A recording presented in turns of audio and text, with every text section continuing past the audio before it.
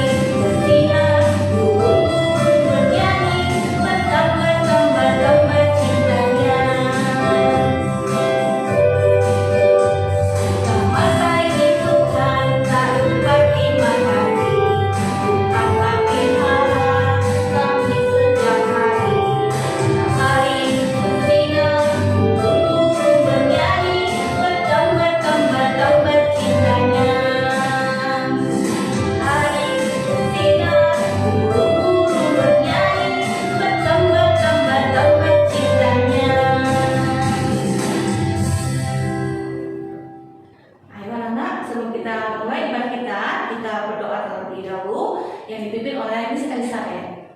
Ayo anak-anak, lipatkan ayat itu mata kita berdoa. Tuhan Yesus, terima kasih kalau kami boleh kembali lagi untuk mengikuti ibadah sekolah.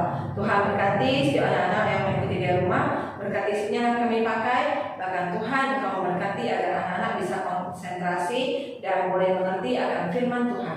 Terima kasih Tuhan, kami berdoa dan bersyukur. Amin. Ayo anak, kita angkat lagi satu pujian buat Tuhan kita, anak sekolah minggu. Tapi kata minggunya kita ganti dengan kata metodis ya.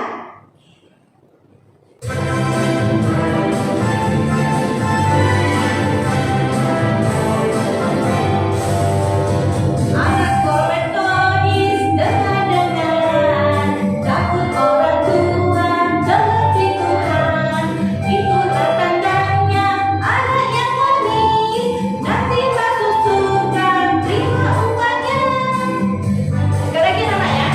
Anak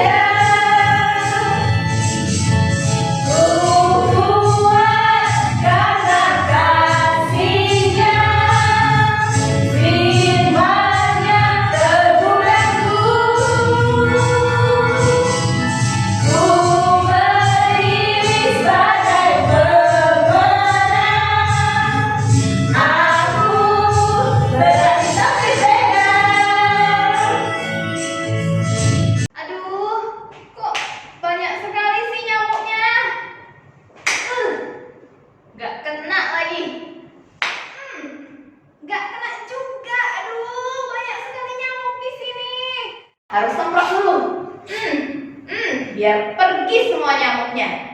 Nah, anak-anak, siapa di sini yang sering kena gigit sama hewan yang satu ini? Hewan yang namanya nyamuk, hewan yang nakal ya. Dia suka menghisap darah manusia. Dan rasanya kalau digigit nyamuk, kita akan merasakan yang namanya gatal. Iya, semua badan yang digigit nyamuk bisa jadi gatal. Dan lalu, apalagi yang terjadi kalau kita digigit nyamuk? Bisa terkena malaria atau DBD. Wah, sangat menyeramkan ya. Nah, anak-anak, Contoh Tea mau mengajak kalian semua untuk kembali berpetualang di negeri Mesir. Hari ini kita akan melihat apa hukuman Tuhan yang ketiga bagi bangsa Mesir. Yuk kita berdoa terlebih dahulu ya. Tuhan Yesus, terima kasih. Hari ini kami boleh sama-sama dikasih kesempatan untuk mendengarkan firman Tuhan. Tuhan Yesus, sekarang hamba-Mu dan anak-anak-Mu di rumah akan mendengarkan kebenaran firman-Mu. Tuhan Yesus, tolong kami supaya kami dapat mendengar dengan baik. Dalam nama Tuhan Yesus kami berdoa. Amin. Anak-anak, tulah yang ketiga atau hukuman yang ketiga itu berkaitan dengan nyamuk ya. Nah, anak-anak, pada hari itu di Mesir ada banyak sekali nyamuk. Kira-kira kenapa ya? Kok bisa banyak sekali nyamuk yang ada di Mesir? Kalau nyamuk cuma ada satu atau dua, tidak akan membuat satu bangsa itu menjadi kewalahan atau kebingungan. Tetapi hari itu ada begitu banyak nyamuk yang ada di Mesir. Hari itu juga belum ada yang namanya baygon, belum ada obat untuk membasmi nyamuk. Apalagi nyamuknya yang sedemikian banyak.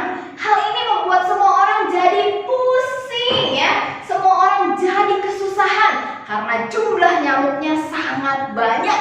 Apa yang terjadi ya?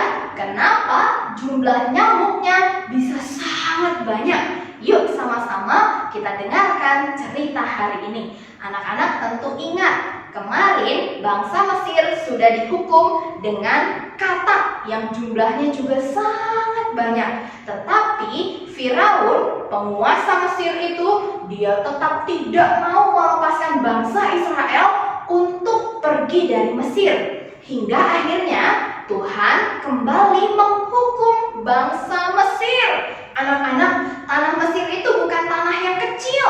Mesir itu wilayah yang luas dan besar. Nah, tetapi Tuhan menghukum bangsa yang besar ini dengan binatang yang sangat kecil, yaitu nyamuk. Jadi anak-anak, pada hari itu ketika Firaun tidak mau melepaskan bangsa Israel untuk keluar dari Mesir, Tuhan berfirman kepada Musa dan Harun. Apa yang dikatakan Tuhan kepada Musa dan Harun?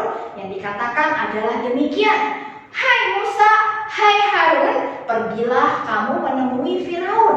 Lalu berikanlah pada dia kabar bahwa aku akan kembali menghukum Mesir jika tidak melepaskan Israel untuk beribadah kepadaku. Nah, anak-anak, Musa dan Harun itu selalu membawa tongkat kemanapun mereka pergi. Nah, pada hari itu Tuhan mengatakan kepada Harun untuk memukulkan tongkatnya kepada debu ya. Jadi Tuhan bilang, Harun, pukulkan tongkatmu ke debu yang ada di tanah Mesir. Lalu ketika Harun pukul, wah, debu yang ke atas terbang berubah menjadi nyamuk. Dan seluruh debu yang ada di tanah Mesir berubah menjadi nyamuk. Anak-anak, contoh Tea mau tanya, siapa di sini di antara kalian yang bisa menghitung jumlah debu? Adakah yang bisa menghitung? Nah, tentu tidak ada yang bisa menghitung jumlah debu. Ketika Harun memukulkan tongkatnya ke tanah Mesir, seluruh debu yang ada di tanah Mesir berubah menjadi nyamuk. Wah, nyamuk yang tidak terhitung jumlahnya dan sangat banyak. Wah, ini sangat luar biasa anak-anak. Tuhan begitu maha kuasa, Dia bisa mengubah debu menjadi nyamuk. Sangat luar biasa bukan? Nah, anak-anak, ternyata Firaun ini masih tidak mau membiarkan bangsa Israel keluar dari Mesir. Sehingga apa yang dia lakukan? Dia memanggil para ahli sihir, orang-orang yang dapat melakukan perbuatan-perbuatan yang ajaib, orang-orang yang hebat. Nah, ketika Firaun memanggil mereka, Firaun bilang, lakukanlah seperti apa yang dilakukan Allah Israel itu. Kita pasti bisa mengalahkan mereka. Wah, akhirnya para ahli sihir itu mulai mencoba untuk mengubah debu menjadi nyamuk. Apakah berhasil? Ternyata tidak berhasil, anak-anak. Orang-orang yang dipandang hebat pada saat itu, mereka yang dipandang hebat di dalam ilmu sihir, tidak bisa mengubah debu menjadi nyamuk. Nah, anak-anak, ini membuktikan bahwa hanya Tuhan kitalah yang maha kuasa. Dia bisa menciptakan segala sesuatu. Bahkan dunia ini pun adalah Tuhan kita yang menciptakan. Nah, anak-anak, ketika para penyihir ini tidak mampu mengubah debu menjadi nyamuk, Firaun apakah sudah menyerah? Dia tidak menyerah. Dia pergi kepada dewa yang melindungi tanah Mesir. Wah, bentuknya sangat menyeramkan ya. Namanya adalah dewa Horus. Wow, anak-anak, dewa Horus adalah dewa yang melindungi tanah Mesir. Jadi dialah yang menjaga tanah Mesir ya. Tetapi ketika Tuhan menghukum bangsa Israel dengan mengubah debu tanah menjadi nyamuk, Horus apakah mampu melindungi bangsa Mesir? Tidak. Dewa Horus dikalahkan oleh kuasa Tuhan. Tuhan yang hari ini kita sembah di dalam nama Tuhan Yesus. Nah, anak-anak, dari kejadian ini kita melihat bahwa kuasa Tuhan sangatlah besar. Tidak ada yang bisa melawan atau mengalahkan kuasa Tuhan kita. Tuhanlah penguasa alam semesta dan seluruh dunia ini diciptakan oleh Dia. Maka Tuhanlah yang paling berkuasa. Tidak ada dewa-dewa lain yang lebih berkuasa daripada Tuhan Yesus. Nah, anak-anak, kira-kira nih, ketika Firaun sudah dihukum hari pertama, ya, tulah yang pertama, dia dihukum air menjadi darah. Yang kedua, katak yang sangat banyak jumlahnya. Lalu tulah yang ketiga, hukuman yang ketiga, yaitu debu tanah di Mesir berubah menjadi nyamuk. Apakah Firaun mau berubah menjadi orang yang baik? Ayo, ada yang tahu nggak jawabannya? Apakah Firaun ketika sudah 3 kali diberikan hukuman sama Tuhan, apakah dia mau berubah menjadi orang yang baik? Jawabannya tidak. Firaun tetap tidak mau mengizinkan orang Israel keluar dari Mesir. Anak-anak, inilah yang dinamakan keras hati. Sudah tahu salah, sudah diberitahu tidak boleh seperti itu, tetapi tetap dilakukan. Hari ini anak-anak ada nggak yang memiliki keras hati? Sudah diberitahu sama mama, jangan suka nyontek, tetapi anak-anak tetap menyontek. Sudah diberitahu sama mama untuk rajin belajar, tetapi anak-anak tetap malas belajar. Lalu sudah diberitahu jangan terlalu banyak main game atau nonton video di YouTube, tetapi anak-anak tidak mau, tetap melakukan apa yang anak-anak suka. Ini dinamakan keras hati. Anak-anak, Tuhan Yesus tidak menyukai orang yang keras hatinya. Tuhan Yesus menyukai orang-orang yang memiliki hati yang lembut. Ketika ditegur, ketika dimarahi, ketika diberikan hukuman, mau berubah menjadi orang yang lebih baik lagi. Nah, anak-anak, hari ini kita belajar bahwa kita tidak boleh menjadi seperti Firaun yang sudah 3 kali dihukum tetapi tidak pernah mau berubah. Kita harus jadi anak-anak Tuhan yang mau berubah. Yuk kita baca ayat hafalan kita hari ini. Ayat hafalan kita hari ini adalah Roma 12 ayat 2 berbunyi demikian, tetapi berubahlah oleh pembaharuan budimu. Jadilah anak-anak yang selalu mau diubah oleh kebenaran firman Tuhan. Waktu Tuhan menegur lewat mama, lewat papa, patuhilah itu dan berubahlah menjadi anak yang lebih baik lagi. Yuk sama-sama kita berdoa ya.